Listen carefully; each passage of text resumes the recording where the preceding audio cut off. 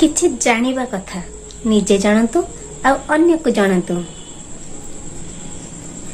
तीनोटी जिनिस ध्यान रे रखिले उन्नति हुए। ईश्वर, परिश्रम आ विद्या। नंबर 2, तीनोटी जिनिस को केबे भी छोट भाबंतु नहीं। रोग, शत्रु और करज। नंबर 3, तीनोटी जिनिस को निज काबूरे रखंतु। मन, काम और लोभ। नंबर 4, तीनोटी जिनिस थरे चलीगले आउ केबे भी फेरे नहीं। धनुरु तीर,